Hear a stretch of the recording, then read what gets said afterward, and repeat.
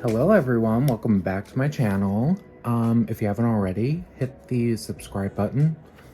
If you feel the need to, it's free, but I would like it because that helps me out. So, without further ado, let's get into today's video. Today's video is going to be a pros and cons list about the Louis Vuitton Clyde bag, which I showed in a couple of videos ago. I feel like it deserved its own video. So, this is the Louis Vuitton Clyde bag. So, you get the crocodile accents, ostrich, and this is velour. So, it's like a velvet. Gorgeous, gorgeous bag. In person, it is a deep, deep red, almost burgundy, like a blood.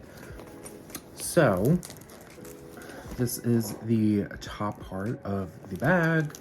You get 2 D hooks here. Not quite sure what that's about, but to open the bag, now we're going to start with the cons because I feel like if we start with the first, it's gonna get weird, but anyway, that's how I like to do it. So we're starting with the cons first. First things first. As you can see here, they are... So this is the only way you can get into the bag is by these hooks, almost like a belt is the best way to describe it. And now the belt, it's like this brass almost. So you can see there on the sides, you get the Louis Vuitton name, and on the buttons is Louis Vuitton. What I don't like about this bag is you have to undo all of these belt loops is pretty much what I'm saying here. And like if you're out and about, like at the store, you need to get your stuff, it's very time sensitive with this. And I mean, you could leave it unbuckled like this, but it doesn't really look good, so not quite sure why you want to do that. The inside. Now, when I saw this bag online, I thought it was going to be like the typical messenger bag, where it's open, huge pocket, gaping hole. You can fit everything you want in the kitchen sink, but no.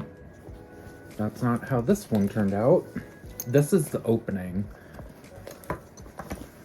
And you can see here. So you get the logo there. The inside is all leather. What does this tag say? Louis Vuitton Paris, made in France. Wow, big whoop. And you get a back compartment. Now, for the opening of the bag and the size of the bag, it's very two counterintuitive things here because it looks like a big bag, but then it's small. And you open it, and you really can't fit a whole lot. And because it has leather lining, crocodile lining, ostrich lining, it's very stiff and very tight to get into. Issue 1. Issue 2, that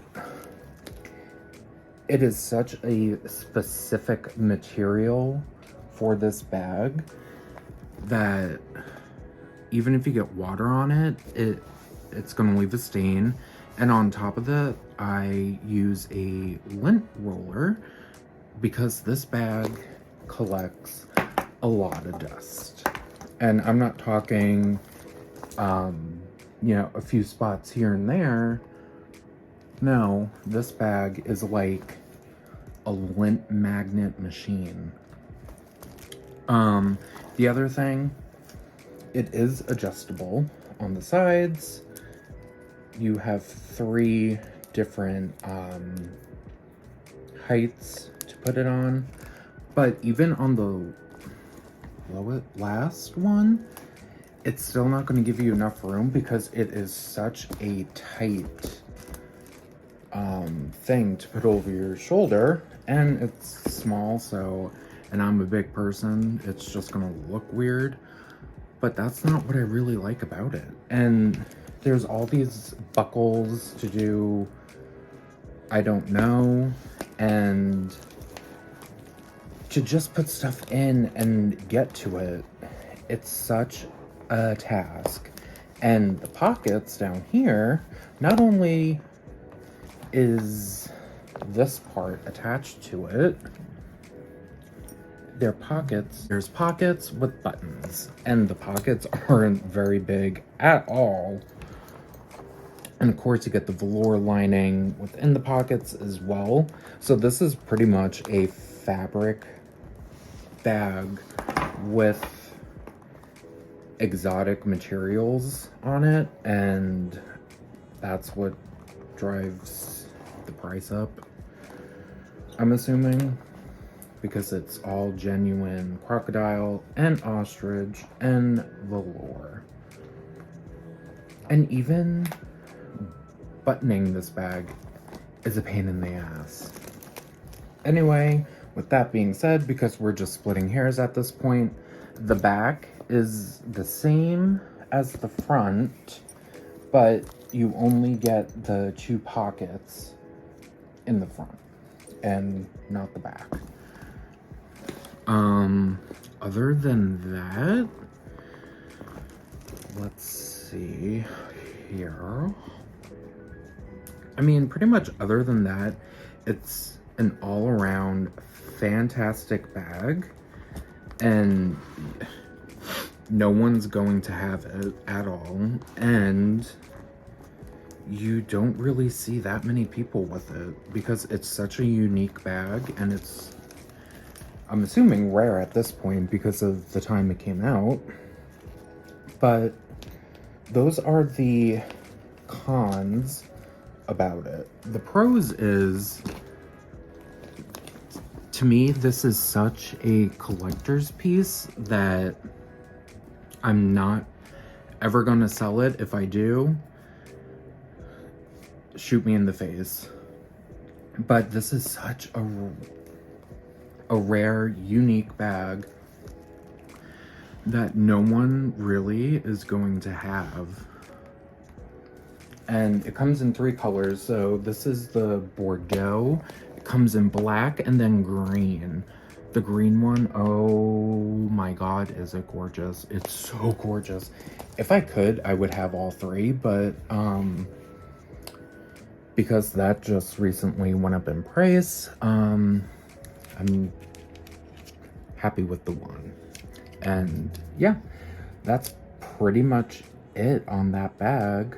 I mean, but you know, different bags for different people, you know, it's not going to be a one bag for every type of person.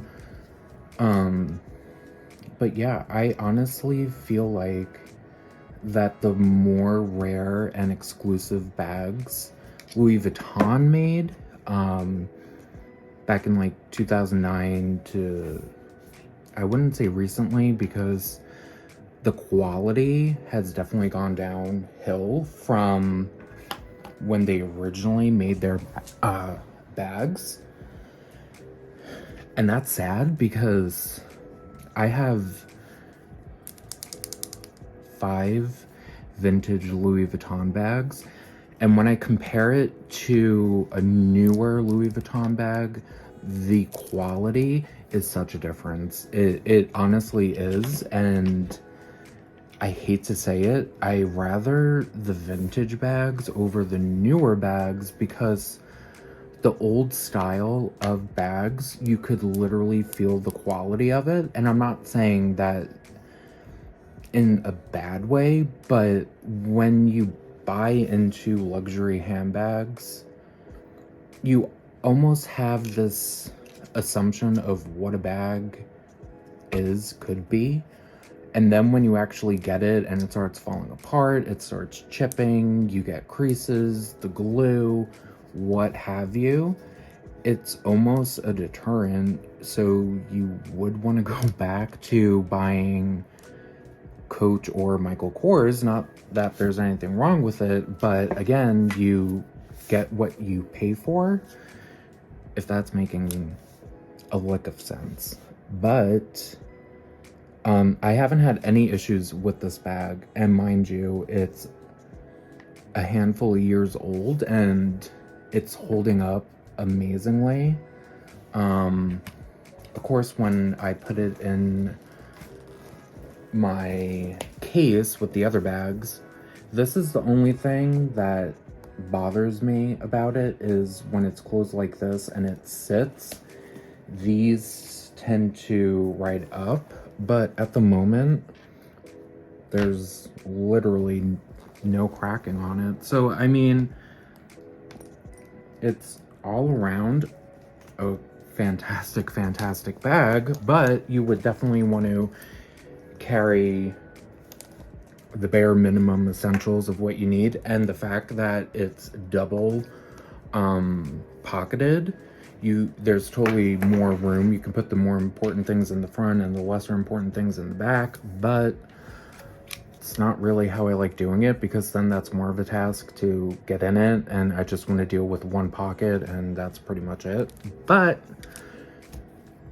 yeah, I haven't had any, glue issues, cracking, chipping, peeling, fading.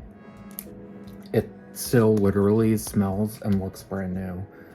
And that's the thing with cloth bags like that. They attract any type of odor, have it perfume, food, sweat, dog, cigarette smoke, etc. If I know I'm going out, and if I happen to be eating out, I won't take that bag with me. Or if I do take it, I bring 2 bags with me, because I don't want my bag smelling like grease and food, because that's just really disgusting. And for the amount of money I paid for that, I'm not gonna have it be ruined with food. No, ma'am. No. So yeah, I think that's pretty much it. That's pretty much what I wanted to cover with that bag, because I felt like it needed its own video and specific things with it. But I mean, it's pretty straightforward. It's a messenger bag with a hell of a lot of buckles, in my opinion, for a small bag. But I mean, if you happen to be interested in bags like these, I highly recommend them, just because it's such a great piece of history that they made. And quite frankly, you're really never going to have the same quality. If they made this bag again, I would highly be hesitant on getting it, just because of the issues Louis Vuitton has had in the past couple of years. Not bashing them, but at the same time, you're selling your bags, you went up in price. I feel like they're taking the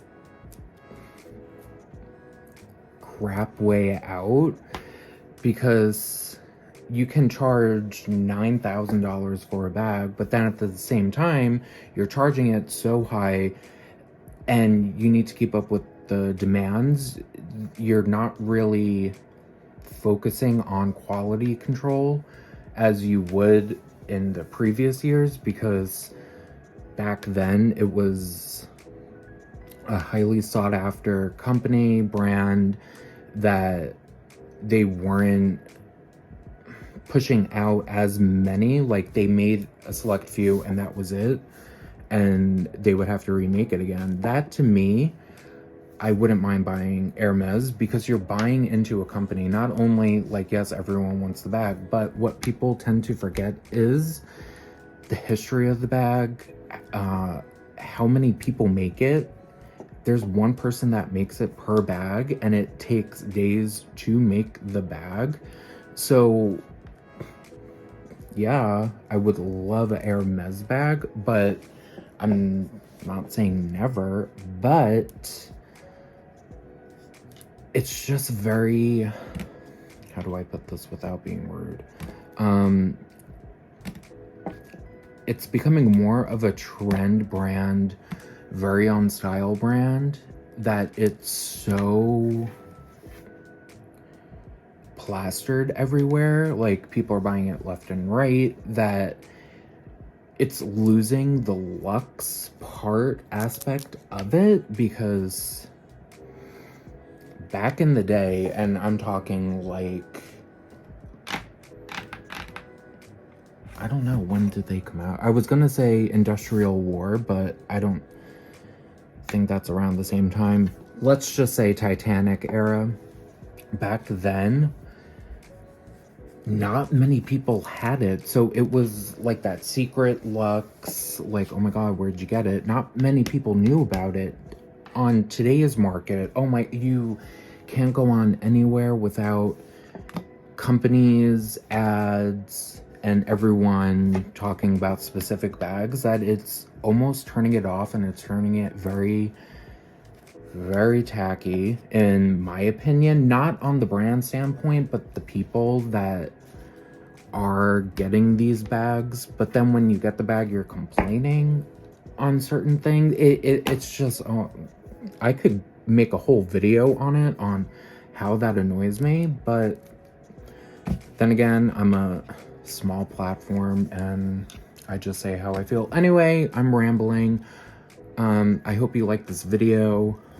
If you didn't, feel free to comment why. But I mean, other than that, I will see everyone in my next video, and enjoy the rest of your day. Bye.